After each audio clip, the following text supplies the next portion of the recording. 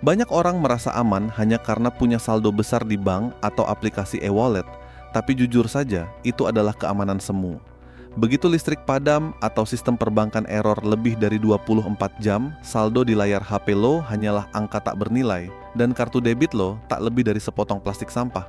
Lo tahu nggak apa bedanya orang kaya dan orang yang benar-benar siap saat terjadi blackout nasional?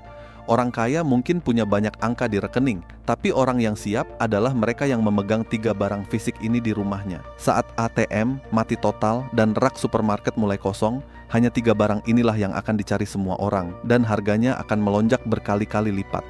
Jangan sampai lo terjebak dalam antrean panjang yang sia-sia hanya untuk menyadari bahwa kamu sudah terlambat. Inilah 3 barang yang jauh lebih berharga daripada emas saat sistem perbankan sedang lumpuh total. Barang pertama yang akan menjadi rebutan saat ATM mati total adalah sesuatu yang terdengar sangat biasa. Bahkan mungkin terlalu biasa sampai sering diremehkan. Barang itu adalah uang tunai pecahan kecil. Banyak orang berpikir kalau punya uang tunai, yang penting nominalnya besar. Padahal dalam situasi darurat, uang pecahan besar seringkali justru menciptakan masalah baru. Bayangkan sebuah warung kecil yang masih buka saat sistem pembayaran digital mati. Persediaan uang kembalian mereka terbatas. Ketika semua orang datang membawa pecahan besar untuk membeli barang kebutuhan pokok, pemilik warung akan kesulitan memberikan kembalian. Akibatnya transaksi terhambat. Di saat seperti itu, pecahan kecil justru menjadi raja. Nilainya bukan hanya pada jumlah uangnya, tetapi pada kemampuannya untuk digunakan secara praktis. Banyak orang menyimpan dana darurat di rekening. Itu tidak salah. Tetapi sedikit yang menyimpan dana darurat fisik di rumah dalam bentuk uang pecahan kecil. Padahal ketika akses digital terputus, uang tunai menjadi jembatan sementara sampai sistem pulih kembali. Ini bukan soal tidak percaya bank, ini soal memahami bahwa sistem apapun, secanggih apapun, tetap memiliki kemungkinan gagal. Persiapan sederhana seperti menyimpan sejumlah uang tunai dalam pecahan kecil mungkin terlihat kuno, tetapi seringkali justru menjadi keputusan paling rasional ketika keadaan berubah tidak normal. Barang kedua yang sering terlupakan adalah bahan bakar. Banyak orang mengira selama kendaraan mereka masih ada, berarti mobilitas tetap aman. Kenyataannya tidak sesederhana itu. Pom bensin modern bergantung pada listrik untuk mengoperasikan pompa. Jika terjadi pemadaman besar yang memengaruhi banyak wilayah, pompa tidak bisa bekerja seperti biasa. Bahkan jika stok bahan bakar masih tersedia di dalam tangki penyimpanan, proses distribusinya bisa terganggu. Saat itulah banyak orang baru menyadari bahwa kendaraan tanpa bahan bakar hanyalah benda besar yang diam di tempat. Mobilitas memiliki nilai yang jauh lebih tinggi dalam situasi krisis daripada yang dibayangkan kebanyakan orang. Kemampuan untuk berpindah lokasi, mencari kebutuhan pokok, menemui keluarga, atau menghindari area yang bermasalah bisa menjadi faktor yang sangat menentukan. Karena itu, menjaga tangki kendaraan minimal terisi sebagian bukanlah kebiasaan yang buruk. Justru itu bentuk antisipasi yang masuk akal. Kita sering menunda mengisi bahan bakar sampai indikator hampir kosong, karena merasa masih ada waktu. Masalahnya, krisis tidak pernah mengirim undangan terlebih dahulu.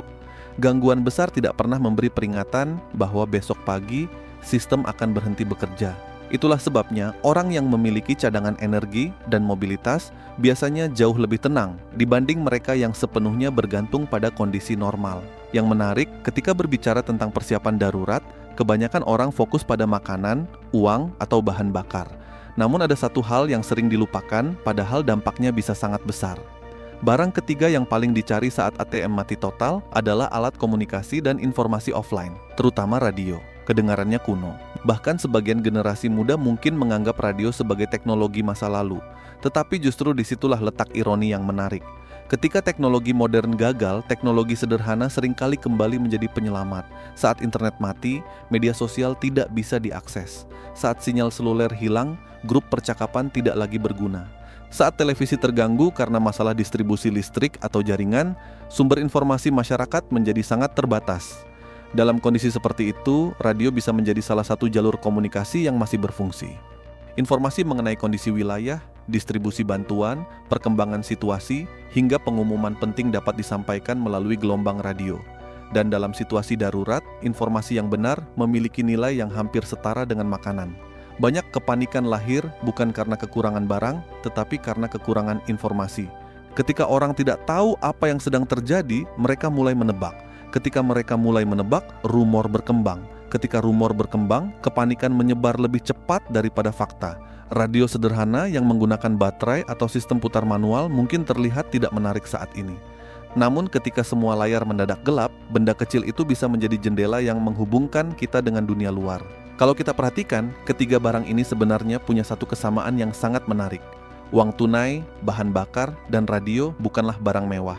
Tidak ada yang terlihat canggih, tidak ada yang bisa dipamerkan di media sosial, tidak ada yang membuat orang terlihat lebih kaya. Namun justru barang-barang sederhana inilah yang nilainya melonjak ketika sistem normal berhenti bekerja. Ini pelajaran yang lebih besar daripada sekadar soal ATM mati total. Kita hidup di era yang sering membuat orang terlalu percaya pada kenyamanan. Kita diajarkan mengejar efisiensi, tetapi jarang diajarkan membangun ketahanan. Kita diajarkan mengoptimalkan kehidupan saat kondisi normal, tetapi jarang diajarkan mempersiapkan diri menghadapi kondisi tidak normal.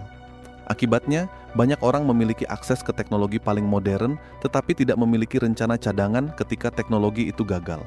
Karena itu, tujuan video ini bukan membuat kalian takut, justru sebaliknya. Persiapan yang baik adalah cara terbaik untuk mengurangi rasa takut.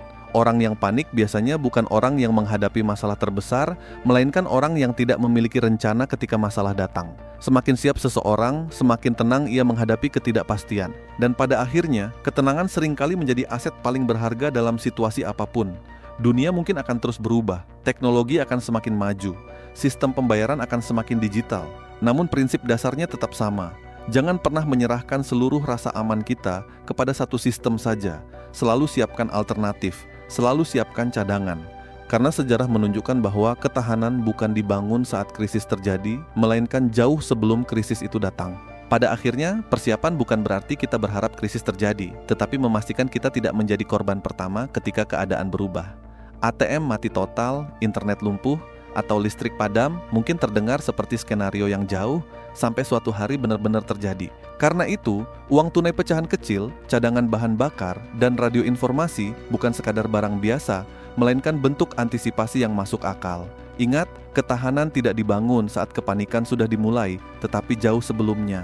Jadi dari ketiga barang tadi, uang tunai pecahan kecil, bahan bakar cadangan yang disimpan dengan aman, dan radio sebagai sumber informasi offline, mana yang sudah kalian siapkan di rumah hari ini? Tulis di kolom komentar, karena siapa tahu pengalaman dan strategi kalian bisa membantu penonton lain yang sedang belajar mempersiapkan diri. Kalau kalian merasa video seperti ini bermanfaat, jangan lupa dukung channel Sekilas Uang dengan menekan tombol suka, membagikan video ini kepada keluarga atau teman, dan berlangganan agar tidak ketinggalan pembahasan berikutnya. Tetap tenang, tetap rasional, dan tetap waspada. Karena dalam dunia yang penuh ketidakpastian, persiapan sederhana seringkali menjadi pembeda antara kepanikan dan ketenangan. Sampai jumpa di video berikutnya.